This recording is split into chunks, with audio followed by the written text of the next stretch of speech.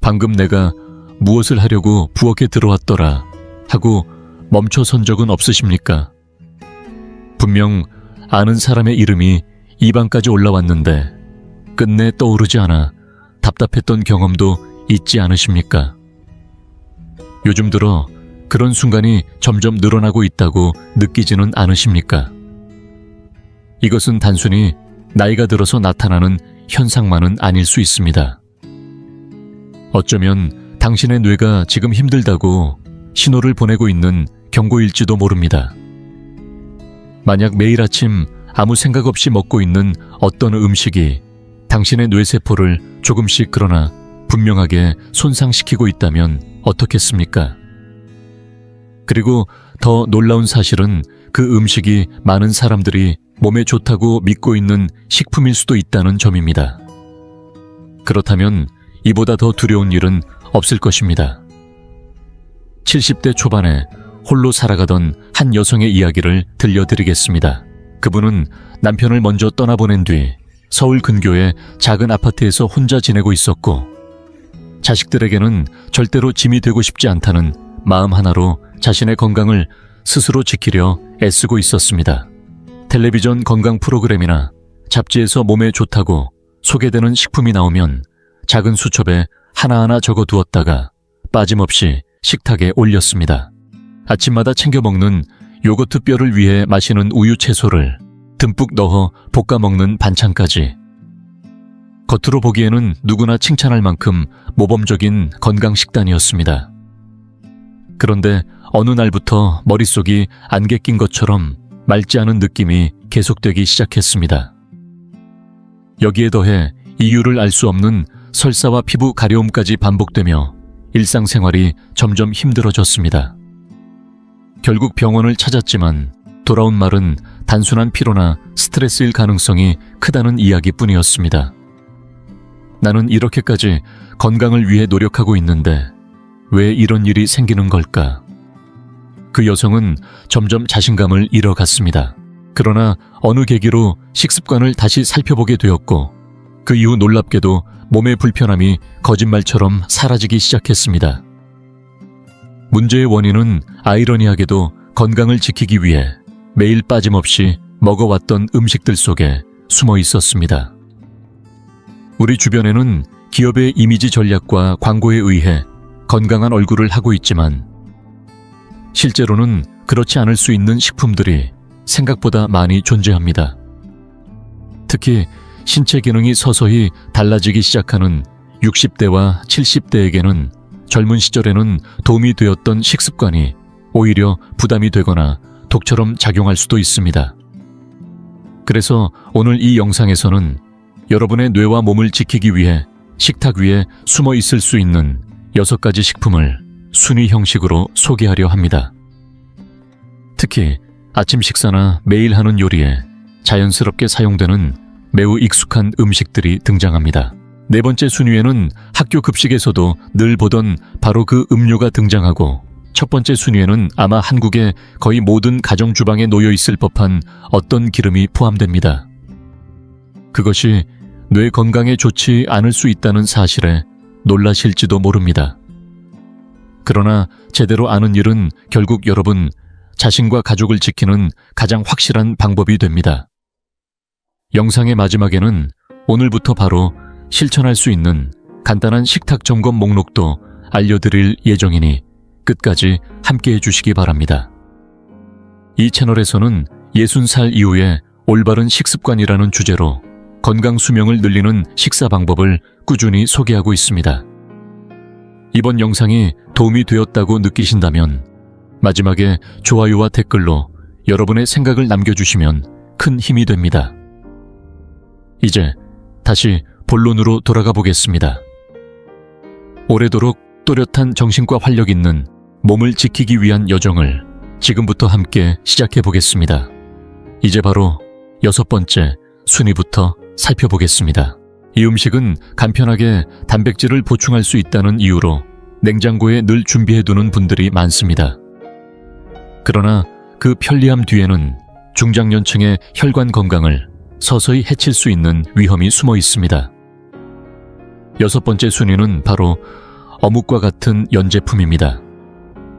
대표적으로 어묵튀김, 어육 소시지 같은 식품을 말합니다. 생선으로 만든 음식이니 몸에 좋지 않을까 하고 생각하시는 분들이 많습니다. 실제로 원료가 생선인 것은 맞습니다. 하지만 대형마트에서 흔히 판매되는 값싼 연제품의 경우 생선의 영양을 섭취한다기보다 사실상 염분과 각종 첨가물이 섞인 가공식품을 먹는 것에 더 가깝다고 말할 수 있습니다. 가장 큰 문제는 바로 염분입니다. 예를 들어 어묵 한 개에도 생각보다 많은 양의 소금이 들어 있습니다. 술안주로 가볍게 먹거나 우동 위에 올려 먹거나 간식처럼 무심코 집어먹는 경우가 많지만 이러한 습관이 반복되면 자신도 모르는 사이 염분 섭취량이 크게 늘어날 수 있습니다. 특히 고혈압을 지적받은 분들에게는 이런 식품이 숨어있는 위험 요소가 될 수 있습니다. 또 하나 걱정되는 성분은 인산염 계열의 첨가물입니다. 이것은 연제품의 쫄깃한 식감을 만들기 위해 사용되는데 몸속으로 들어가면 칼슘과 결합해 처해로 배출되는 작용을 할 수 있습니다. 즉, 뼈 건강을 위해 먹는다고 생각했던 음식이 오히려 몸속 칼슘을 빼앗아 뼈를 약하게 만들 가능성도 있는 것입니다. 골다공증이 걱정되는 세대라면 특히 주의가 필요한 부분입니다. 여기에 더해 보존성을 높이기 위한 소르빈산과 맛을 강하게 만드는 화학 조미료 역시 흔히 사용됩니다. 이러한 성분들은 장내 환경을 흐트러뜨리고 면역 기능을 떨어뜨리는 원인이 되기도 합니다. 그렇다면 생선은 어떻게 먹는 것이 좋을까요? 답은 의외로 단순합니다. 가능한 한 원형에 가까운 생선을 선택하는 것입니다. 회나 구운 생선 조림 같은 방식이 좋습니다. 조리가 번거롭다면 고등어 물조림, 통조림이나 첨가물이 적은 건어물도 괜찮은 선택이 될 수 있습니다. 중요한 것은 연제품을 생선 요리라고 생각하기보다 가공식품이라는 인식을 갖는 것입니다. 그래도 어묵을 먹고 싶다면 포장 뒷면에 성분 표시를 확인해 첨가물이 적은 제품을 고르고 끓는 물에 잠깐 데쳐 염분을 조금 빼는 등 작은 조리 과정을 더해보는 것이 좋습니다. 이어서 5번째 순위를 살펴보겠습니다. 이 음식은 한때 세련되고 건강한 아침 식사라는 이미지로 널리 퍼졌습니다. 특히 변비를 완화하거나 철분을 보충하려는 이유로 꾸준히 먹는 여성들이 많습니다. 5번째 순위는 바로 과일 그래놀라입니다. 광고를 보면 바삭하게 구운 곡물 사이에 알록달록한 건과일이 들어있어 마치 몸에 매우 좋은 음식처럼 보입니다. 바쁜 아침에도 우유만 부어 먹으면 영양이 충분할 것 같다는 생각에 매일 아침 습관처럼 드시는 분들도 많을 것입니다. 그러나 분명하게 말씀드리겠습니다. 이것은 제대로 된 아침 식사가 아니라 사실상 간식에 가깝습니다. 제품 포장의 원재료 표시를 한번 살펴보십시오. 앞부분에 설탕, 무렵, 식물성 기름 같은 성분이 적혀 있는 것을 보셨을 것입니다. 곡물을 바삭하고 달콤하게 만들기 위해 많은 양의 설탕과 기름을 입혀 구워낸 것이 그래놀라입니다. 여기에 들어있는 건과일 역시 대부분 설탕에 절여 만들어집니다. 이러한 음식을 아침 공복 상태에서 먹으면 어떤 일이 일어날까요? 혈당이 급격히 올라가고 이에 따라 인슐린이 과도하게 분비됩니다. 이후 혈당이 빠르게 떨어지면서 오전 중반이 되기도 전에 강한 허기와 짜증심한 졸음이 찾아올 수 있습니다. 이런 패턴이 반복되면 혈관은 점차 손상되고 결국 당뇨병 위험이 높아질 수 있습니다. 또 하나 주목해야 할 것이 바로 AGE로 불리는 물질입니다. 이는 당화 최종 산물이라고도 불리며 단백질과 당이 높은 온도에서 결합하면서 만들어지는 노화 촉진 물질입니다. 그래놀라처럼 곡물의 탄수화물을 설탕과 기름에 섞어 높은 온도에서 구워낸 음식에는 이러한 노화 물질이 많이 생성될 수 있습니다. 이런 식품을 자주 먹는다는 것은 몸속에서 서서히 탄 것과 같은 변화를 만들 수 있으며 피부의 기미와 주름 혈관의 경화 나아가 인지기능 저하와도 관련이 있을 수 있습니다. 식이섬유와 철분을 얻을 수 있다는 장점보다 설탕과 질이 좋지 않은 기름을 과도하게 섭취하게 된다는 단점이 훨씬 크게 작용할 수 있는 것입니다. 만약 아침에 곡물을 먹고 싶다면 다른 선택지를 고려해 보시기 바랍니다. 예를 들어 아무런 당이 첨가되지 않은 순수 귀리를 이용한 오트밀은 식이섬유가 풍부하고 혈당이 천천히 올라가는 훌륭한 아침 식사가 될 수 있습니다. 전날 밤에 요거트나 두유에 담가두면 다음날 아침 바로 먹을 수 있습니다. 혹은 한국 사람에게 익숙한 방식으로 따뜻한 밥과 된장국을 곁들이는 전통적인 아침 식사도 훌륭합니다. 오래 이어져온 이런 식탁이야말로 세계 어디에 내놓아도 손색 없는 최고의 건강 식사라고 할 수 있습니다. 이제 네 번째 순위를 발표하겠습니다. 여기에서 많은 중장년층이 뼈 건강을 위해 반드시 필요하다고 믿어온 바로 그 음료가 등장합니다. 썸네일을 보고 순간 놀라신 분들도 계실 것입니다. 그렇습니다. 네 번째 순위는 바로 우유입니다. 우유가 문제라고요. 칼슘을 보충하려고 매일 한 잔씩 마시고 있는데 정말 괜찮지 않은 건가요? 이런 놀라운 반응이 들려오는 것 같습니다. 학교 급식에서도 거의 매일 등장했고 키를 크게 하려면 우유뼈를 튼튼하게 하려면 우유라는 말을 우리는 어린 시절부터 자연스럽게 듣고 자랐습니다. 물론 우유에 칼슘이 들어있다는 사실은 맞으며 중요한 영양 공급원이라는 점도 부정할 수 없습니다. 그러나 60살을 넘은 이후의 몸에 정말 가장 적합한 선택인가라고 묻는다면 조금 다른 이야기가 될 수 있습니다. 첫 번째로 생각해 볼 문제는 유당불내증입니다. 실제로 동아시아 성인의 상당수는 우유에 들어있는 유당을 분해하는 효소가 충분하지 않은 경우가 많습니다. 우유를 마신 뒤 배가 꾸르륵거리거나 속이 불편했던 경험이 있지 않으셨습니까?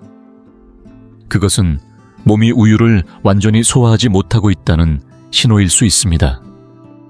소화가 제대로 되지 않는다는 것은 장에 부담을 주고 염증 반응을 유발할 가능성도 있다는 뜻입니다.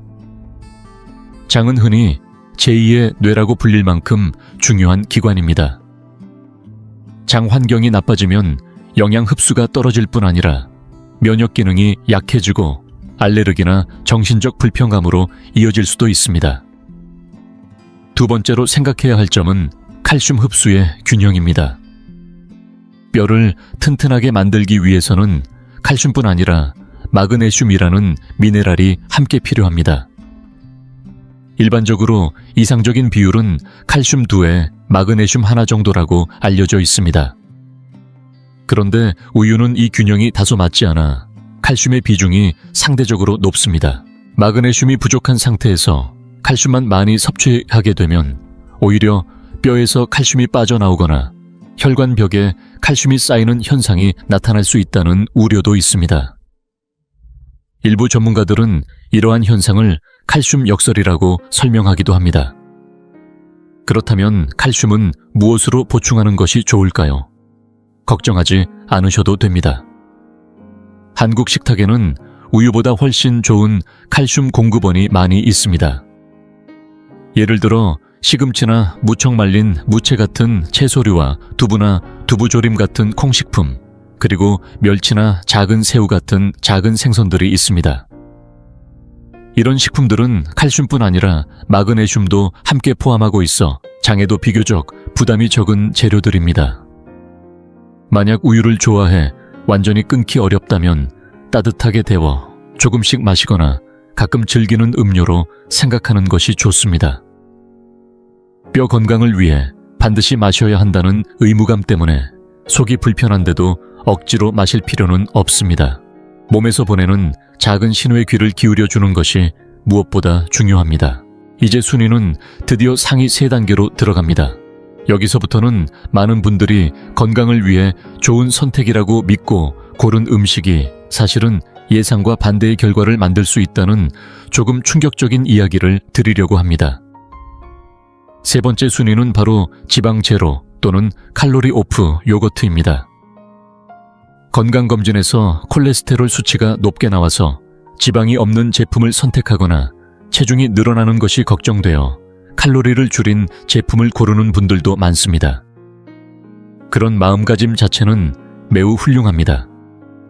그러나 그 선택이 오히려 몸을 더 쉽게 살찌게 만들고 미각의 균형을 흐트러뜨릴 가능성이 있다는 점은 잘 알려져 있지 않습니다. 그 이유는 지방을 제거한 요거트는 풍미와 포만감이 부족해지기 때문에 이를 보완하기 위해 인공 감미료나 당류가 많이 첨가되는 경우가 많기 때문입니다. 제품 뒷면의 성분표를 한번 살펴보십시오. 수크랄로스, 아세설팜칼륨, 아스파탐 같은 낯선 이름이 보이지 않습니까? 이러한 성분들은 설탕보다 수백 배 이상 강한 단맛을 내는 인공 감미료입니다. 칼로리는 거의 없을지 모르지만 이런 물질을 지속적으로 섭취하는 것에 대한 우려가 최근 여러 연구에서 제기되고 있습니다. 혀에서는 강한 단맛을 느끼지만 실제 혈당은 오르지 않는 이 모순된 신호 때문에 뇌는 혼란을 겪게 됩니다. 에너지가 들어오지 않는다고 판단한 뇌가 더 많은 음식을 요구하게 되어 결국 다른 음식을 과하게 먹게 되는 경우도 있습니다. 또한 장내 미생물 균형이 흐트러지면서 혈당 조절 능력이 떨어질 수 있다는 보고도 있습니다.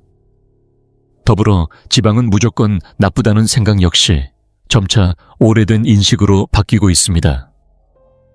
유제품에 포함된 자연적인 지방은 적당한 양이라면 포만감을 오래 유지하게 하고 지용성 비타민의 흡수를 돕는 역할을 합니다. 오히려 인위적으로 지방을 제거하고 여러 첨가물을 넣은 제품보다 자연 상태에 가까운 플레인 요거트가 몸에는 더 편안한 선택일 수 있습니다. 해결 방법은 생각보다 간단합니다. 첨가물이 없는 순수 플레인 요거트를 고르십시오. 단맛이 필요하다면 제철 과일을 조금 넣거나 꿀을 약간 더해도 충분합니다. 이렇게만 해도 장 환경을 돕는 훌륭한 디저트가 될 수 있습니다. 제로나 오프라는 단어에 휘둘리기보다 음식 본연의 모습을 선택하는 것, 그것이 진짜 현명한 선택입니다.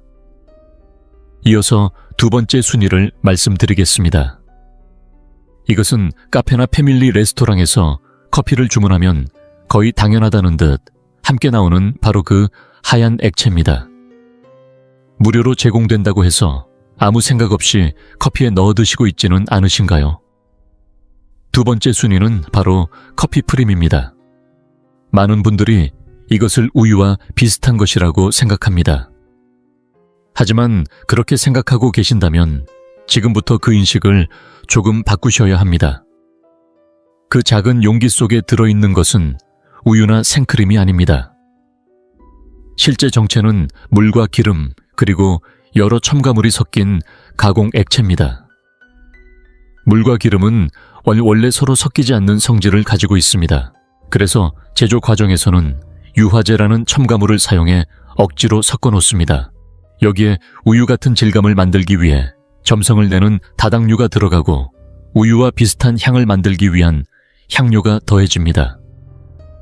색을 조금 더 우유처럼 보이게 하기 위해 카라멜 색소가 들어가기도 합니다. 그리고 상온에서도 쉽게 상하지 않도록 보존료가 첨가됩니다.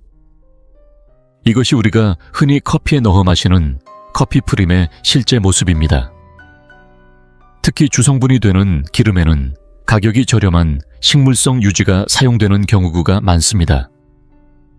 이러한 기름에는 트랜스 지방이 포함될 가능성도 있습니다.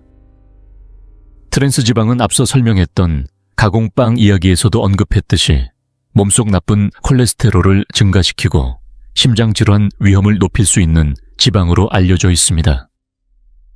말하자면 얻는 것보다 잃는 것이 더 많은 기름이라고 할 수 있습니다. 만약 카페에서 우유를 달라고 했는데 작은 플라스틱 용기에 담긴 이것이 나온다면 그것은 우유가 아니라 사실상 흰색 기름에 가깝습니다. 항산화 성분이 풍부한 커피의 건강한 장점 위에 굳이 좋지 않은 기름을 더해 마시는 셈이 되는 것입니다. 그렇다면 커피를 조금 더 부드럽게 마시고 싶은 분들은 어떻게 해야 할까요? 방법은 의외로 간단합니다. 진짜 우유나 두유를 소량 넣어 마시면 됩니다. 혹은 품질이 좋은 생크림을 아주 조금 사용하는 것도 하나의 방법입니다. 만약 외식 장소에서 커피 프림만 제공된다면 과감하게 블랙으로 마시거나 넣지 않는 선택을 하는 것도 좋습니다. 공짜라고 해서 반드시 좋은 것은 아니라는 말이 있습니다. 이 표현은 어쩌면 커피 프림을 설명할 때 가장 잘 어울리는 말일지도 모릅니다. 이제 마지막 순위를 살펴보겠습니다. 이제 드디어 첫 번째 순위를 발표할 시간입니다. 아마 대부분의 가정 주방에 반드시 하나쯤은 놓여 있을 바로 그것입니다. 볶음 요리, 튀김 요리, 각종 드레싱까지 매일의 식탁에서 빠지기 어려운 기름입니다.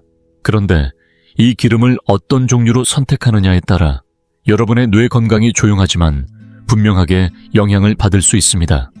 이번 순위의 첫 번째는 바로 일반적인 샐러드용 식용유입니다. 여기서 말하는 식용유는 카놀라유, 대두유, 옥수수유처럼 투명한 플라스틱 병에 담겨 비교적 저렴하게 판매되는 식물성 기름을 의미합니다. 식물성 기름이니 동물성 기름보다 건강할 것이라고 생각하고 사용해 오신 분들도 많을 것입니다. 그렇게 믿어온 것도 무리는 아닙니다. 오랫동안 그렇게 알려져 왔기 때문입니다. 그러나 최근 연구에서는 이러한 기름을 과도하게 섭취할 경우 몸속에서 염증 반응이 증가해 여러 질환의 원인이 될 수 있다는 점이 점점 밝혀지고 있습니다. 가장 큰 이유는 오메가6 지방산의 과잉 섭취입니다. 오메가6 자체는 우리 몸에 필요한 지방산이지만 현대 식생활에서는 가공식품과 외식을 통해 이미 충분히, 아니 지나치게 많이 섭취하고 있습니다. 오메가6이 지나치게 많아지면 체내 염증 반응이 강해집니다. 혈관에서 발생하는 염증은 동맥경화를 촉진하고 세포의 염증은 암 위험과도 연결될 수 있으며 뇌에서 일어나는 염증은 인지기능 저하와 관련될 가능성이 있습니다. 또 하나 주목해야 할 점은 기름을 높은 온도로 가열할 때 생성되는 독성 물질입니다. 일반적인 식물성 기름을 약 200도 정도의 높은 온도로 가열하면 하이드록시노네날과 같은 물질이 생성될 수 있다는 보고가 있습니다. 이 물질은 신경세포에 손상을 줄 수 있는 독성 물질로 알려져 있으며 뇌조직의 기능에도 영향을 줄 수 있다고 지적됩니다. 다시 말해, 이런 기름으로 반복해서 튀기거나 볶는 조리를 계속할 경우 장기간에 걸쳐 몸에 부담을 줄 가능성이 있다는 뜻입니다. 샐러드유라는 이름이 주는 건강한 이미지에만 의존해서는 안 됩니다. 이러한 기름은 생산 과정에서 높은 온도로 정제되며 일부 제품에서는 산화된 지방이나 트랜스 지방이 소량 포함될 가능성도 지적됩니다. 결국 기름의 선택은 생각보다 중요한 문제입니다. 그렇다면 요리를 할 때 어떤 선택을 해야 할까요? 여기에는 3가지 간단한 방법이 있습니다. 첫째, 사용하는 기름의 종류를 바꾸는 것입니다. 볶거나 굽는 조리에는 산화에 비교적 강한 올리브유나 쌀겨유를 사용하는 것이 좋습니다. 특히 올리브유에는 오메가9 지방산이 풍부하여 비교적 안정적이며 혈중 나쁜 콜레스테롤을 낮추는데 도움을 줄 수 있다는 연구도 있습니다. 가격이 조금 더 비싸게 느껴질 수 있지만 장기적인 건강을 생각하면 충분히 가치 있는 선택입니다. 둘째, 조리 방식을 바꾸는 것입니다. 기름을 많이 사용하는 튀김이나 강한 볶음 요리를 줄이고 찌거나 삶는 조리법을 늘려보십시오. 이렇게 하면 기름 사용량이 자연스럽게 줄어들고 식재료의 본래 영양도 보다 잘 유지됩니다. 셋째, 좋은 기름을 생으로 섭취하는 방법입니다. 들기름이나 아마씨유처럼 오메가3 지방산이 풍부한 기름은 염증을 줄이고 뇌 기능을 돕는 데 도움을 줄 수 있습니다. 다만 이러한 기름은 열에 약함으로 가열하지 말고 완성된 요리나 샐러드 위에 약간 뿌려 먹는 것이 좋습니다. 지방은 우리 뇌 구성 성분의 상당 부분을 차지하는 중요한 영양소입니다. 오늘 여러분이 어떤 기름을 선택하느냐가 내일의 뇌 건강을 결정할 수 있습니다.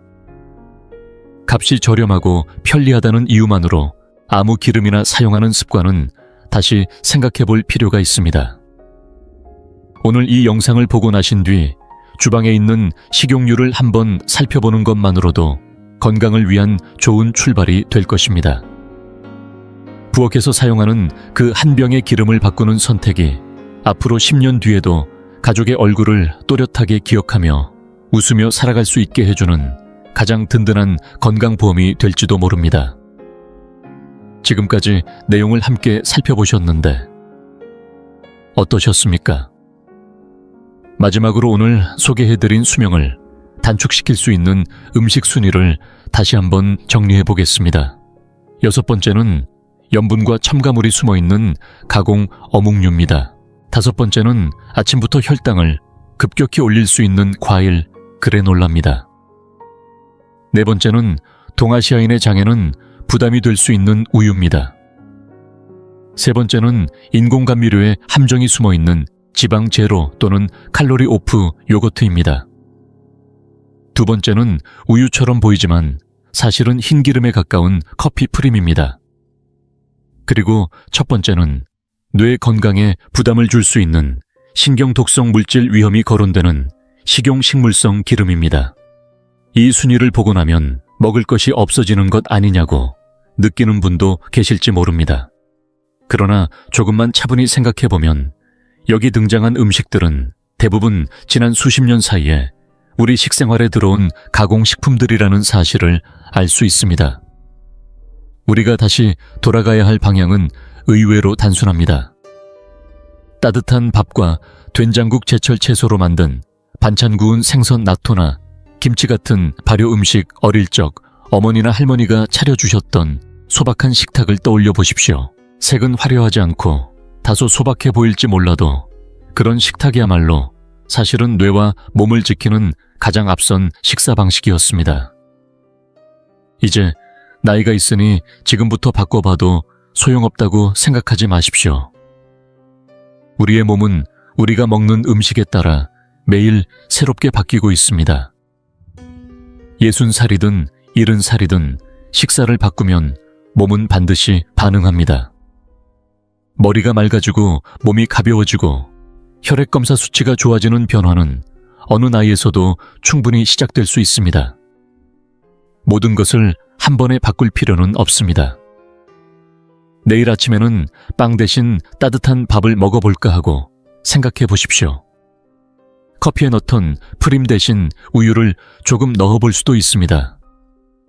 볶음 요리에 사용하던 기름을 올리브 오일로 바꾸어 보는 것도 좋은 시작이 될 수 있습니다. 그런 작고 사소해 보이는 한 걸음이 결국 여러분의 미래를 크게 바꿀 수 있습니다.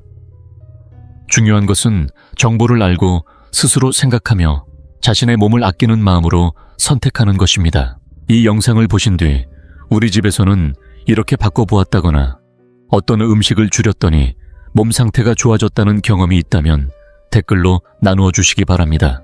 여러분의 경험은 다른 누군가에게 건강을 지키는 중요한 힌트가 될 수 있습니다. 서로의 지혜를 나누며 더욱 건강하고 활기찬 인생의 후반을 함께 만들어가면 좋겠습니다. 앞으로도 이 채널에서는 중장년 세대가 오래도록 젊고 당당하게 살아갈 수 있도록 식생활의 진실과 건강에 관한 지혜를 꾸준히 전해드리겠습니다. 더 이상 질병 때문에 고통받고 싶지 않다. 마지막까지 자신의 두 발로 걷고 싶다. 그렇게 생각하신다면 채널을 구독하시고 앞으로도 함께 배워가시기 바랍니다. 좋아요 버튼을 눌러주시면 더 좋은 영상을 만드는데 큰 힘이 됩니다. 여러분의 건강과 평온하고 행복한 일상을 진심으로 응원합니다. 끝까지 시청해 주셔서 감사합니다. 여러분 알고 계셨습니까? 지금 이 영상을 보고 있는 이 순간에도 우리 몸속에서는 어떤 기관이 단 한순간도 멈추지 않고 계속 움직이고 있습니다. 심장이 아닙니다. 그것은 온몸을 흐르고 있는 혈관입니다. 그런데 아이러니하게도 우리를 살게 하는 이 혈관이야말로 가장 조용하고도 가장 잔인한 방식으로 우리의 삶을 빼앗아 가려고 하고 있습니다. 피가 멈춘 것도 아니고 숨이 끊어진 것도 아닙니다. 그런데도 어느 날 갑자기 말이 제대로 나오지 않게 되고 한쪽 손이 움직이지 않게 됩니다. 어제까지만 해도 가족과 웃으며 식사를 하던 사람이 오늘은 침대에 누워 천장만 바라보게 됩니다. 왜 하필 나에게 이런 일이 생긴 것인가 쓰러진 사람이라면 누구나 그렇게 생각합니다. 그러나 분명하게 말씀드립니다. 그것은 결코 갑자기 일어난 일이 아닙니다. 혁명이 새로운 생각의 결합으로 시작되듯이 질병 또한 잘못된 조합에서 시작됩니다. 기름진 음식 끊임없는 스트레스, 그리고 자신의 몸에 대한 무관심, 이 세 가지가 겹치는 순간 여러분의 혈관 안에서는 매일 조금씩 막힘이 쌓여가고 있는 것입니다. 제가 응급실에서 수많은 환자들을 마주하며 절실히 느껴온 사실이 있습니다. 바로 나는 괜찮겠지라는 방심이야말로 가장 위험하다는 것입니다. 제 환자분들 중에 62살의 김영수님이라는 남성이 계셨습니다. 그는 동네 봉사활동에도 꾸준히 참여할 만큼 활발한 분이었고 정기 건강검진에서도 특별한 이상 소견을 지적받은 적이 한 번도 없었습니다. 나는 건강하다, 감기 한 번 안 걸린다. 이것이 그의 늘 입에 붙어 있던 말이었습니다. 어느 겨울 아침 그는 평소와 다름없이 세면대 앞에 서서 세수를 하고 있었습니다. 차가운 물로 얼굴을 씻던 그 순간 갑자기 오른팔에 힘이 잘 들어가지 않는 묘한 감각을 느꼈습니다. 수건을 집으려 했지만 제대로 쥐어지지 않았습니다. 그는 잠시 멈칫하다가 이렇게 생각했습니다. 어제 마당 일을 해서 근육이 조금 뭉친 건가 보다. 그렇게 가볍게 넘긴 채 그는 아무렇지 않게 아침 식사를 하러 자리를 옮겼습니다. 그러나 불과 3시간 뒤 상황은 완전히 달라졌습니다. 가족들이 이상함을 알아차렸을 때 그는 이미 말을 또박또박 이어서 하지 못하는 상태가 되어 있었습니다. 구급차로 병원에 이송되었을 때 그의 뇌혈관은 이미 막혀 있었고 돌이킬 수 없는 손상을 입은 뒤였습니다. 진단은 뇌경색이었습니다. 여기서 여러분께 반드시 이해해 주셔야 할 중요한 사실이 있습니다. 뇌경색이라는 병은 어느 날 갑자기 번개처럼 떨어지는 사건이 아닙니다. 이것은 마치 집안의 수도관이 오랜 시간에 걸쳐 서서히 녹슬고 그 안에 찌꺼기가 쌓이다가 결국 물이 흐르지 않게 되는 과정과 똑같습니다. 여러분이 아침에 일어나 세수를 하고 식사를 하고 가볍게 산책을 하는 그 평범한 순간에도 혈관 안에서는 아주 조용한 변화가 계속되고 있습니다. 혈액 속에 녹아있던 과잉 콜레스테롤이 혈관벽에 조금씩 달라붙고 원래는 부드럽게 흐르던 혈류가 서서히 느려지면서 뇌세포로 전달되어야 할 산소와 영양이 아주 미세하게 차단되기 시작합니다. 이 무서운 과정은 5회, 10회라는 긴 시간을 거치면서 누구에게도 들키지 않은 채 진행됩니다. 통증도 없습니다. 가려움도 없습니다. 아무런 경고도 없는 듯 보입니다.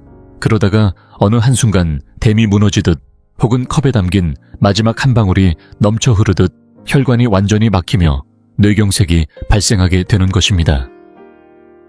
지금 이 이야기를 들으시면서 두렵다고 느끼셨다면 그것은 너무나 정상적인 반응입니다. 하지만 절대로 절망하지 마십시오. 지금부터가 정말로 여러분께 전하고 싶은 핵심입니다. 나쁜 조합이 병을 만든다면 좋은 조합은 병을 막고 더 나아가 이겨낼 수 있습니다. 특정한 영양소를 가진 과일, 아주 작은 생활 습관의 변화, 그리고 무엇보다 제대로 아는 것. 이 3가지의 조합이 여러분의 뇌혈관을 극적으로 바꿀 수 있습니다. 이것은 단순한 건강 정보가 아닙니다. 앞으로의 10해, 20해의 삶을 지켜내기 위한 하나의 공식입니다. 오늘 이 영상을 끝까지 시청하신다면 여러분은 다시 숨을 되찾고 젊음을 회복하는 혈관을 위한 구체적인 길을 얻게 되실 것입니다. 그것은 비싼 약이나 고통스러운 재활이 아니라 내일부터 당장 시작할 수 있는 맛있고 즐거운 습관입니다. 김영수님처럼 조금만 더 일찍 알았더라면 하고 후회하는 분들을 저는 더 이상 보고 싶지 않습니다. 그래서 오늘 이 영상을 준비했습니다. 그렇다면 이제 여러분께서는 구체적으로 어떤 신호를 주의 깊게 살펴야 할까요? 많은 분들이 그냥 지나쳐버리는 순간들이 있지만 사실 우리 몸은 그때마다 필사적으로 구조 신호를 보내고 있습니다. 지금부터 말씀드릴 내용은 단순한 참고 사항이 아닙니다. 지금 당장 확인하셔야 할 3가지 위험 신호에 대한 이야기입니다. 갑작스럽게 어지럼이 몰려오고 한쪽 팔이나 다리에 힘이 제대로 들어가지 않는 느낌 말을 하려고 하는데 혀가 꼬이는 것처럼 발음이 흐트러지고 단어가 자연스럽게 이어지지 않는 어색함, 또는 시야가 갑자기 뿌옇게 흐려지거나 지금까지 한 번도 경험해보지 못한 강한 두통이 갑자기 찾아오는 순간 대부분의 사람들은 이럴 때 가장 먼저 이렇게 생각합니다. 그냥 기분 탓이겠지. 요즘 피곤해서 그래. 잠을 좀 못 자서 그런가 보다. 스스로를 그렇게 설득하며 잠깐 쉬면 괜찮아질 것이라고 믿으려 합니다. 그러나 제가 응급실에서 수백 명이 넘는 환자들을 직접 마주하며 절실히 깨달은 사실이 있습니다. 바로 이 생각, 이 가벼운 자기 위로가 얼마나 위험한 선택인지에 대한 것입니다. 사실 뇌혈관에는 우리가 반드시 알아야 할 무서운 특징이 하나 있습니다. 그것은 혈관이 절반 가까이 막혀 있어도 대부분의 사람들은 아무런 이상을 느끼지 못한다는 점입니다.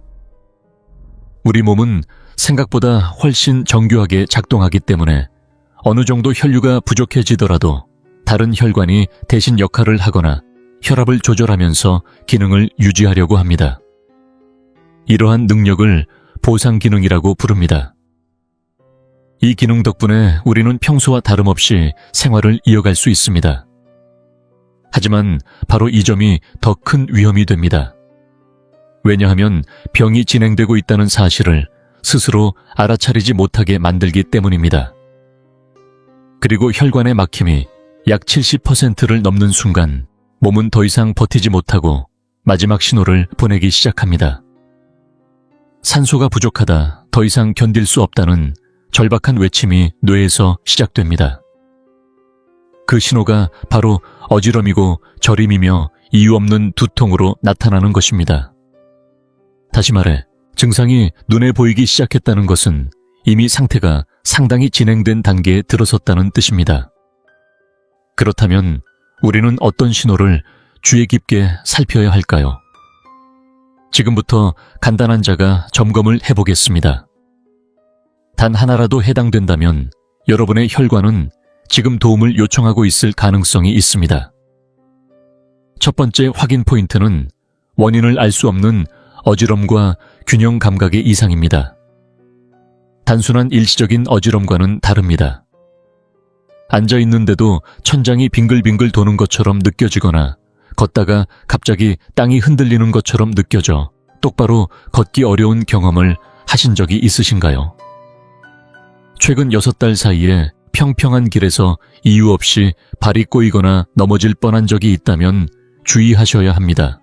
이는 몸의 균형을 담당하는 부위로 가는 혈류가 일시적으로 부족해졌다는 신호일 수 있습니다. 두 번째 확인 포인트는 갑작스러운 기억력 저하와 언어의 어색함입니다. 열쇠를 어디에 두었는지 잠깐 잊어버리는 일은 누구에게나 있습니다. 하지만 여기서 말하는 것은 그런 수준이 아닙니다. 방금 전 나눴던 대화의 내용이 통째로 떠오르지 않거나 평소에 자주 쓰던 간단한 단어가 입에서 나오지 않는 경험, 혹은 가족으로부터 요즘 말이 앞뒤가 잘 맞지 않는다는 이야기를 들은 적이 있다면 그냥 넘기시면 안 됩니다. 뇌의 언어와 사고를 담당하는 영역으로 가는 혈류가 부족해지면 가장 먼저 이러한 변화가 나타납니다. 이를 단순한 노화로 치부하는 것이야말로 가장 위험한 판단입니다. 세 번째 확인 포인트는 아침에 느껴지는 손발의 저림입니다. 아침에 일어났을 때 손이나 발이 찌릿찌릿하거나 감각이 둔해진 느낌을 경험하신 적이 있으신가요? 많은 분들이 잠버릇 때문이라고 생각합니다. 물론 한쪽 팔을 베고 자면 저릴 수 있습니다. 하지만 자세와 관계없이 한쪽 손이나 발에만 반복적으로 저림이 나타나거나 컵을 들다가 힘이 빠져 떨어뜨리는 일이 생긴다면 이는 뇌에서 내려오는 운동 신호가 제대로 전달되지 않고 있다는 가능성을 의미합니다. 특히 한쪽에만 나타나는 증상은 뇌혈관 문제에서 매우 전형적으로 나타나는 특징입니다. 통계를 들여다보면 이 문제가 얼마나 심각한지 더욱 또렷하게 드러납니다. 대한민국에서도 한 해에 수많은 분들이 뇌경색으로 생명을 잃고 있으며 생존하신 분들 가운데 약 30%는 마비나 언어장애와 같은 심각한 후유증을 안고 남은 삶을 살아가게 됩니다. 그런데 이보다 더 충격적인 사실이 있습니다. 뇌경색으로 쓰러진 환자들의 절반 이상이 발병하기 며칠 전에서 몇 주 전 사이에 이미 몸이 보내는 전조 신호를 경험했다는 점입니다. 그때 느꼈던 그 어지럼이 사실은 경고였다는 것을, 그때의 손저림을 그냥 넘기지 말았어야 했다는 것을 대부분은 일이 벌어진 뒤에야 깨닫습니다. 의학적으로 이를 일과성 허혈 발작이라고 부르는데, 이는 혈관이 일시적으로 막혔다가 다시 뚫리면서 증상이 사라지는 상태를 의미합니다. 쉽게 말해 본격적인 뇌경색이 일어나기 전 몸이 보내는 마지막 예고 신호이자 마지막 기회입니다. 하지만 많은 사람들은 증상이 몇 분, 길어야 몇 시간 안에 사라지기 때문에 다 나았다고 착각하고 병원을 찾지 않습니다. 그리고 그 대가로 며칠 뒤 훨씬 더 큰 발작을 맞이하게 됩니다. 여러분, 저는 의사로서 이러한 후회를 하는 환자들을 너무나도 많이 보아왔습니다. 돌이킬 수 없는 상태가 된 뒤에 어떻게 해야 하냐고 묻는 그 순간만큼 마음이 무너지는 일도 없습니다. 그래서 저는 지금 이 자리에서 여러분께 꼭 말씀드리고 싶습니다. 지금 알아차리셔야 합니다. 집에서 화재 경보기가 울리고 있는데 시끄럽다고 배터리를 빼버리는 사람은 없지 않습니까? 우리 몸이 보내는 이상 신호는 바로 그 화재 경보와 같습니다. 절대로 무시해서는 안 됩니다. 아마도 이렇게 생각하시는 분들이 계실 겁니다. 이제 70대인데 혈관이 많이 망가진 건 어쩔 수 없는 일 아닌가? 오랜 세월 관리하지 못했으니 이미 늦은 것 아닐까? 그렇게 느끼실 수도 있습니다. 하지만 여기서 분명하게 말씀드리겠습니다. 절대로 늦지 않았습니다. 인간의 몸에는 우리가 상상하는 것보다 훨씬 뛰어난 회복 능력이 이미 갖추어져 있습니다. 혈관은 단순히 물이 흐르는 관이 아닙니다. 살아 움직이는 조직입니다. 제대로 된 관리만 해준다면 나이에 관계없이 다시 회복되고 새롭게 살아날 수 있습니다. 절망하실 필요가 없습니다. 지금부터 말씀드릴 내용은 바로 희망에 대한 이야기입니다. 사실 우리 몸에는 혈관 신생이라는 놀라운 기능이 존재합니다. 막힌 길이 생기면 그 옆에 새로운 길을 만들어내듯이 우리 몸은 스스로 새로운 혈관을 생성하여 혈류를 다시 회복시키는 능력을 가지고 있습니다. 이것은 상상 속 이야기가 아니라 이미 의학적으로 입증된 사실입니다. 그렇다면 이 놀라운 능력을 어떻게 끌어낼 수 있을까요? 특별한 수술이나 비싼 약이 필요한 것이 아닙니다. 여러분이 매일 먹는 것 그 한 가지를 바꾸는 것만으로도 충분합니다. 다음 내용에서는 의학적으로 확인된 혈관 재생의 원리와 함께 제가 실제로 목격했던 놀라운 회복 사례를 들려드리겠습니다. 이 이야기를 듣고 나면 여러분은 자신의 몸을 바라보는 시선이 완전히 달라지게 될 것입니다. 지금까지 다소 두려운 이야기가 이어졌습니다. 하지만 다시 한번 말씀드립니다. 절망하지 마십시오. 이제부터가 진짜 희망입니다. 한번 막힌 혈관은 돌아오지 않는다. 죽은 뇌세포는 다시 살아나지 않는다. 이렇게 알고 계셨습니까? 과거에는 의료계에서도 그렇게 믿어왔습니다. 그러나 현대의학은 그 통념을 뒤집었습니다. 우리 몸에는 우리가 생각하는 것보다 훨씬 강력한 회복의 잠재력이 숨어 있습니다. 제가 25해 전 아직 경험이 많지 않았던 시절에 만났던 한 환자 이야기를 들려드리겠습니다. 그분은 평생 잊을 수 없는 분입니다. 당시 59살이었던 박정훈 님이었습니다. 그는 심각한 뇌경색으로 쓰러져 응급실로 이송되었습니다. 생명은 겨우 건졌지만 오른쪽 팔과 다리는 전혀 움직이지 않았고 말도 제대로 하지 못하는 상태였습니다. 병실 한쪽에서 아내와 딸이 더 이상 대화를 나눌 수 없는 것 아니냐며 눈물을 흘리던 장면이 지금도 선명하게 떠오릅니다. 솔직히 말씀드리면 당시에 저 역시 의학적 자료를 근거로 보았을 때 그분이 다시 걸으며 가족과 대화를 나눌 수 있을 것이라고는 생각하지 못했습니다. 현 상태를 유지하는 것만으로도 다행이라고 판단했습니다. 하지만 저는 단 하나의 말을 전했습니다. 포기하지 마십시오. 인간의 몸은 우리가 생각하는 것보다 훨씬 강합니다. 그리고 재활과 함께 특정 영양소를 포함한 식단을 매일 꾸준히 이어가도록 권했습니다. 처음에는 반신반의하셨을 것입니다. 음식으로 이 상태가 나아질 리 없다고 생각하셨을지도 모릅니다. 그러나 가족들은 제 말을 믿고 정성껏 식사를 준비하며 그 습관을 이어갔습니다. 그리고 6달이 지난 어느 날 진료실 문이 열리고 들어온 그 모습을 보고 저는 제 눈을 의심했습니다. 휠체어가 아니었습니다. 박정훈 님이 스스로의 두 발로 천천히 그러나 분명하게 걸어 들어오고 계셨습니다. 선생님 안녕하세요. 또박또박 들리는 그 인사에 저는 말을 잇지 못했습니다. 어떻게 이렇게 회복하셨습니까? 그 질문밖에 떠오르지 않았습니다. 그는 환하게 웃으며 말했습니다. 선생님이 말씀해 주신 대로 매일 그 음식을 빠짐없이 먹었습니다. 하루도 거르지 않았습니다. 가족들도 끝까지 저를 믿어주었습니다. 그래서 제 몸도 결국 반응해 준 것 같습니다. 그 순간 저는 의사로서의 사명을 다시금 느끼게 되었습니다. 이것은 기적이 아닙니다. 우리 몸이 가진 과학입니다. 의학에서는 이 현상을 혈관 신생이라고 부릅니다. 한번 상상해 보십시오. 큰 산사태로 주요 도로가 완전히 막혀버린 상황입니다. 차량은 더 이상 지나갈 수 없고 고립된 마을에는 물자가 전달되지 않습니다. 그렇다면 어떻게 하시겠습니까? 그대로 포기하고 기다리시겠습니까? 그렇지 않을 것입니다. 막힌 길 옆으로 새로운 우회로를 만들 것입니다.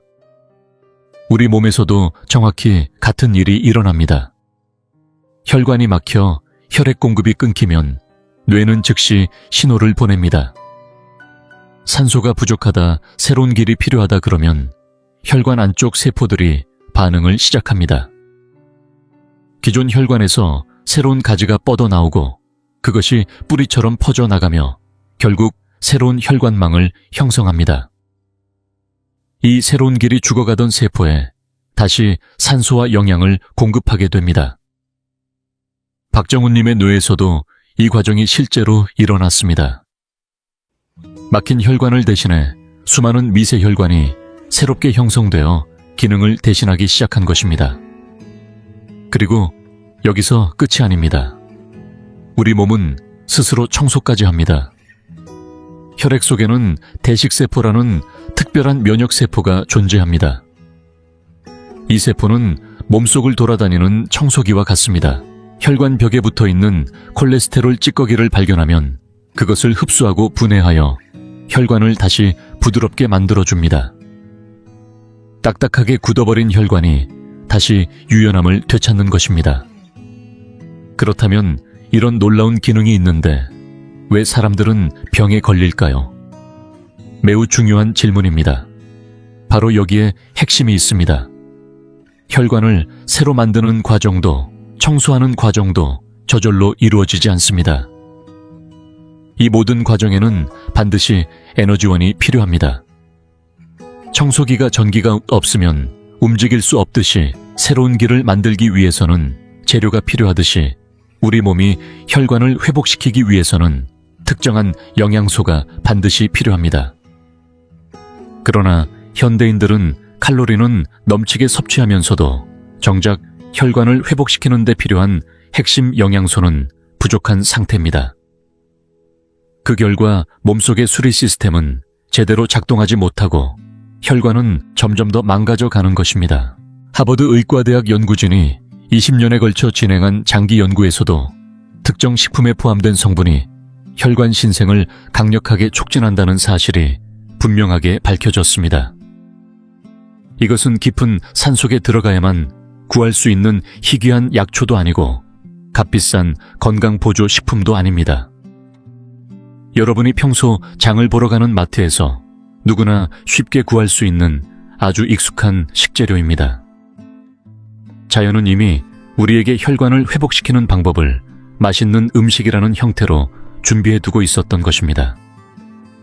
앞서 말씀드린 박정훈 님이 매일 빠짐없이 섭취하며 놀라운 회복을 이끌어냈던 핵심 요소, 그리고 제가 오랜 임상 경험 속에서 수천 명의 환자들에게 권하며 실제 변화를 확인해 온 가장 강력한 식재료, 그것이 바로 다음에 소개해드릴 3가지 과일입니다. 지금 이 순간에도 여러분의 혈관 속에서 도움을 요청하고 있는 세포들이 간절히 기다리고 있는 영양소가 그 안에 가득 담겨 있습니다. 자, 지금 바로 메모를 준비해 주십시오. 다음 내용에서는 그 구체적인 식재료와 함께 의학적 근거에 기반한 효과를 하나씩 공개해 드리겠습니다. 이 내용을 알고 나면 여러분의 내일 아침 식사는 분명히 달라질 것입니다. 다시 한번 말씀드립니다. 이것들은 제가 임의로 선택한 것이 아닙니다. 실제 의학 논문을 면밀히 검토하고 임상 현장에서 직접 그 효과를 확인한 말 그대로 검증된 식품들입니다. 그리고 저 역시 하루도 빠짐없이 실천하고 있는 방법입니다. 이제 준비가 되셨다면 여러분의 혈관을 완전히 바꿀 여정을 함께 시작해 보겠습니다. 첫 번째로 소개해드릴 과일은 바로 블루베리입니다. 이렇게 작고 귀여운 과일이라고 생각하셨습니까? 하지만 크기에 속으시면 안 됩니다. 이 작은 보랏빛 열매 안에는 상상을 뛰어넘는 힘이 담겨 있습니다. 블루베리는 혈관을 젊게 되돌리는 천연 항노화 캡슐과도 같은 존재입니다. 그 비밀은 바로 이 선명한 색을 만들어내는 안토시아닌이라는 성분에 있습니다. 우리 혈관 안에서는 활성산소라는 물질이 끊임없이 공격을 가해 혈관벽을 점점 손상시키고 노화를 촉진합니다. 안토시아닌은 이러한 손상을 막아주는 강력한 보호 역할을 합니다. 미국의 한 연구진이 진행한 실험 결과를 살펴보겠습니다. 70대 고령자 그룹을 대상으로 별도의 치료나 운동을 전혀 하지 않고 단지 매일 블루베리를 섭취하도록 했습니다. 그 결과는 놀라웠습니다. 단지 6달 만에 혈관 나이가 평균 15살이나 젊어진 것으로 나타났습니다. 즉, 70세의 혈관이 55세 수준의 탄력을 되찾은 것입니다. 연구진들 역시 이렇게 간단한 방법으로 이 정도의 변화를 확인하게 될 줄은 예상하지 못했다고 밝혔습니다. 블루베리는 딱딱해진 혈관을 다시 부드럽고 유연하게 되돌려줍니다. 뿐만 아니라 뇌세포를 보호하는 일종의 비상 에너지원과 같은 역할도 수행합니다. 일시적으로 혈류가 감소하더라도 뇌세포가 손상을 견디는 시간을 늘려주는 것입니다. 섭취 방법도 매우 간단합니다. 하루에 한 줌 약 10알 정도면 충분합니다. 생과일이 부담스럽거나 보관이 어렵다고 느끼신다면 냉동 블루베리를 활용하셔도 전혀 문제 없습니다. 오히려 냉동 과정에서 세포벽이 분해되면서 안토시아닌의 흡수율이 더 높아진다는 연구 결과도 보고되어 있습니다. 요거트에 곁들여 드셔도 좋고 그대로 시원하게 드셔도 충분히 맛있게 즐기실 수 있습니다. 두 번째로 소개해드릴 과일은 석류입니다. 예로부터 생명의 열매라고 불려온 석류. 그 이름은 결코 과장이 아니었습니다. 현대 과학이 그 이유를 분명하게 밝혀냈기 때문입니다. 석류를 반으로 갈라보시면 붉은 보석처럼 반짝이는 알맹이들이 빽빽하게 들어있는 것을 보실 수 있습니다. 바로 그 선명한 붉은색을 만들어내는 성분이 푸니칼라진이라는 특별한 폴리페놀입니다. 이 성분은 혈관을 위한 강력한 정화 역할을 합니다. 오랜 생활 습관으로 인해 혈관 내벽에는 콜레스테롤 찌꺼기가 쌓여 플라크를 형성하게 되고 이것이 혈류를 방해하는 가장 큰 원인이 됩니다. 그런데 푸니칼라진은 이처럼 굳어있는 찌꺼기를 분해하고 몸 밖으로 배출되기 쉽게 만드는 놀라운 능력을 가지고 있습니다. 이스라엘의 한 병원에서 진행된 연구에 따르면 동맥경화 환자들에게 매일 석류 주스를 섭취하게 한 결과 1년 만에 혈관 내 플라크가 약 30% 감소한 것으로 나타났습니다. 뿐만 아니라 뇌경색의 주요 위험 요소인 고혈압 역시 개선되었고 혈류 속도 또한 눈에 띄게 증가했습니다. 실제로 환자들은 몸이 한결 가벼워졌고 머리가 맑아진 느낌이 든다고 이야기했습니다. 마치 안개가 걷힌 것처럼 선명해졌다는 표현을 공통적으로 사용했습니다. 이 변화는 단순히 수치상의 개선에 그치지 않고 스스로 체감할 수 있을 정도의 차이를 만들어냅니다. 다만 석류를 매일 손질해서 먹는 것은 번거로울 수 있기 때문에 석류 주스를 활용하시는 것을 권해드립니다. 여기서 반드시 기억하셔야 할 한 가지가 있습니다. 반드시 설탕이 첨가되지 않은 100% 주스를 선택하셔야 합니다. 당분이 들어가면 오히려 건강에 해가 될 수 있습니다. 하루에 한 컵 약 100ml 정도를 아침 공복 상태에서 섭취하시는 것이 흡수율을 높이는 가장 효과적인 방법입니다. 세 번째로 소개해드릴 과일은 아보카도입니다. 아보카도라고 하면 채소가 아니냐고 생각하시는 분들도 많습니다. 하지만 아보카도는 분명한 과일입니다. 그리고 뇌혈관 건강에 있어서는 단순한 식재료를 넘어 진정한 구원자와도 같은 존재입니다. 흔히 숲의 버터라고 불리기 때문에 기름지고 혈관에 좋지 않을 것이라고 걱정하시는 분들도 계십니다. 그러나 그런 걱정은 전혀 하지 않으셔도 됩니다. 아보카도에 들어있는 지방은 올레산과 오메가 지방산과 같은 우리 몸에 꼭 필요한 좋은 지방입니다. 한번 생각해 보십시오. 기름때가 잔뜩 낀 것을 물로만 씻어낼 수는 없습니다. 깨끗하게 제거하려면 새로운 기름이 필요합니다. 아보카도의 좋은 지방은 혈액 속에 쌓인 나쁜 콜레스테롤을 씻어내고 끈적하게 흐르던 혈액을 맑고 부드럽게 만들어줍니다. 여기에 더해 아보카도에는 바나나보다 더 많은 칼륨이 들어있습니다. 우리는 일상 속에서 자신도 모르게 염분을 과하게 섭취하는 경우가 많습니다. 과도한 염분은 혈관을 수축시키고 혈압을 높이는 원인이 됩니다.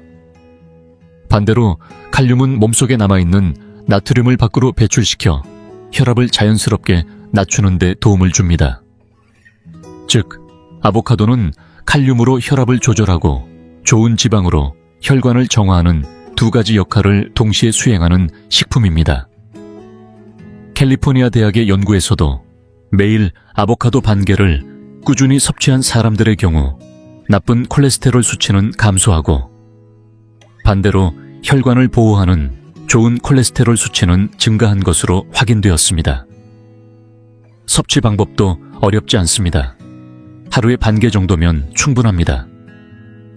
그리고 여기서 꼭 알려드리고 싶은 중요한 방법이 하나 있습니다.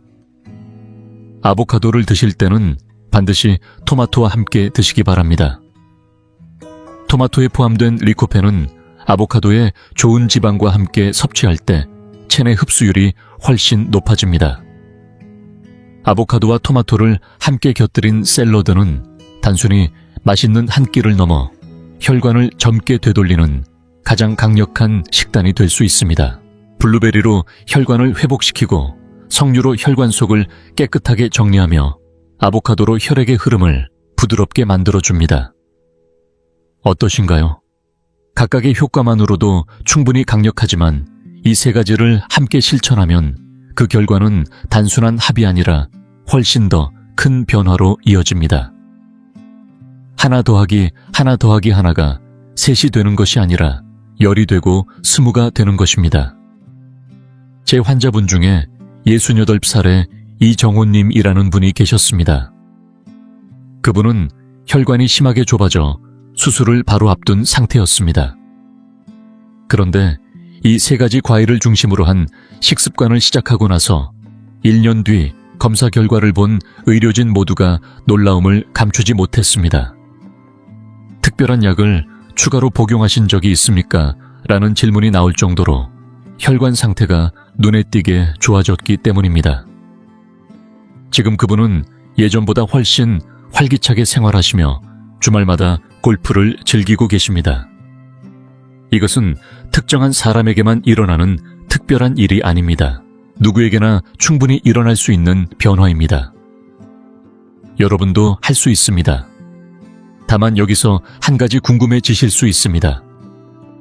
이 세 가지를 매일 어떻게 실천해야 할까? 더 효과적인 시간이나 방법이 있는 것은 아닐까 하는 점입니다. 걱정하지 않으셔도 됩니다. 마지막으로 이어질 내용에서는 이 세 가지 과일의 효과를 최대한 끌어올리고 앞으로의 10해, 20해의 건강을 지키는 데 도움이 되는 최적의 아침 습관과 함께 가장 이상적인 조합 방법을 구체적으로 안내해 드리겠습니다. 이 정보를 알고 실천하느냐, 아니면 그대로 지나치느냐, 바로 이 지점이 앞으로의 삶을 바꾸는 중요한 갈림길이 될 것입니다. 이제 마지막 단계입니다. 지금까지 이 영상을 함께 해주신 여러분은 이미 많은 사람들이 알지 못하는 강력한 도구를 손에 넣으셨습니다. 뇌혈관을 지키기 위한 올바른 지식, 그리고 블루베리와 석류 아보카도라는 세 가지 핵심 식재료입니다. 하지만 아무리 좋은 정보를 알고 있어도 실천하지 않으면 혈관은 단 한치도 달라지지 않습니다. 중요한 것은 어떻게 일상 속에서 이를 지속할 것인가입니다. 세 가지를 매일 챙겨 먹는 것이 부담스럽게 느껴지실 수도 있습니다. 그러나 걱정하지 않으셔도 됩니다.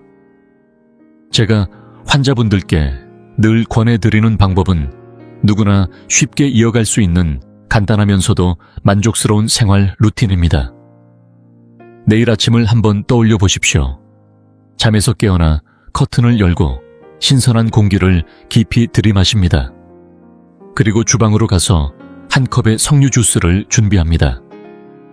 선명한 붉은 빛은 몸이 다시 활력을 되찾기 시작한다는 신호와도 같습니다.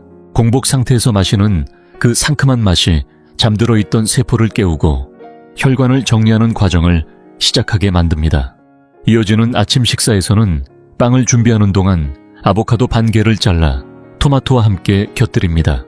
이 조합이 중요한 이유는 앞서 설명드린 것처럼 아보카도의 좋은 지방이 토마토의 리코펜 흡수를 높여주기 때문입니다. 여기에 약간의 올리브 오일과 소금을 더하면 집에서도 충분히 균형 잡힌 식사를 완성할 수 있습니다. 그리고 식사 후에는 블루베리를 한 줌 정도 더해 드십시오. 상큼한 식감과 함께 안토시아닌이 몸속으로 퍼지며 손상된 혈관을 회복시키는 데 도움을 줍니다. 이 정도라면 충분히 실천 가능하다고 느껴지지 않으십니까? 이처럼 세 가지 식품을 함께 활용하면 각자의 기능이 서로를 보완하며 더 큰 효과를 만들어냅니다. 석류는 정화하고 아보카도는 흐름을 개선하며 블루베리는 보호와 회복을 담당합니다. 이렇게 서로 협력할 때 그 결과는 단순한 합을 넘어서는 변화를 만들어냅니다. 실제로 이 방법을 꾸준히 실천하신 환자분들 중에는 눈에 띄는 개선을 경험하신 분들이 많습니다.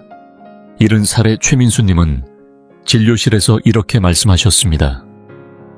평생 약에 의존해야 할 줄 알았는데 식습관만으로 이렇게 달라질 수 있다는 것이 믿기지 않습니다. 처음에는 몸이 무겁고 쉽게 피로해졌지만 이 루틴을 시작한 지 석 달이 지나면서 아침에 일어나는 것이 훨씬 수월해졌다고 하셨습니다. 어지럼이 줄어들고 손발의 저림도 거의 사라졌습니다. 6달 후 검사에서는 혈압이 안정적으로 유지되고 혈관 상태도 이전보다 훨씬 개선된 것을 확인할 수 있었습니다. 이는 특별한 사례가 아니라 누구에게나 충분히 일어날 수 있는 변화입니다. 지금 그는 약의 양을 줄이고 주말마다 손주와 함께 시간을 보내며 활기찬 일상을 이어가고 있습니다. 그런 모습을 볼 때마다 저는 이 길이 옳다는 확신을 다시 한번 갖게 됩니다. 여러분, 우리 몸은 하나의 정교한 공장과도 같습니다. 피부세포는 약 28날을 주기로 새롭게 바뀌고 장애세포는 약 5날마다 교체되며 혈액세포는 약 4달을 거쳐 완전히 새로워집니다. 다시 말해 지금의 여러분 몸은 몇 달 전 여러분이 먹었던 것들로 만들어져 있고 앞으로 몇 달 뒤의 몸은 바로 오늘 여러분이 선택하는 음식에 의해 결정된다는 뜻입니다. 혈관 역시 마찬가지입니다. 나이에 상관없이 다시 살아날 수 있습니다. 일흔이든 여든이든 늦었다고 단정 지을 이유는 전혀 없습니다. 지금 이 순간 여러분은 인생의 중요한 갈림길 앞에 서 있습니다. 하나의 길은 지금까지와 같은 방식으로 살아가는 길입니다. 몸이 보내는 신호를 대수롭지 않게 넘기고 이상이 생기면 병원을 찾고 약에 의존하며 언제 찾아올지 모르는 위험을 안고 살아가는 길입니다. 다른 하나의 길은 오늘부터 변화를 선택하는 길입니다. 스스로 건강을 지키고 혈관을 다시 젊게 만들며 활기찬 노년을 준비하는 길입니다. 맛있는 과일을 즐기며 내 몸이 점점 좋아지고 있다는 것을 느끼면서 살아가는 길입니다. 여러분은 어떤 길을 선택하시겠습니까? 저는 진심으로 여러분께서 두 번째 길을 선택하시기를 바랍니다. 그리고 확신합니다. 여러분은 충분히 해낼 수 있습니다. 변화는 언제나 작은 선택에서 시작됩니다. 이 영상을 다 보신 뒤 가까운 마트에 들러 블루베리와 석류 주스, 아보카도, 그리고 토마토를 장바구니에 담아 보십시오. 그 순간부터 여러분의 새로운 삶은 이미 시작된 것입니다. 계산대에 서 있는 동안 스스로에게 말해 보십시오. 나는 내 몸을 소중히 여긴다. 나는 오래도록 건강하게 살 것이다.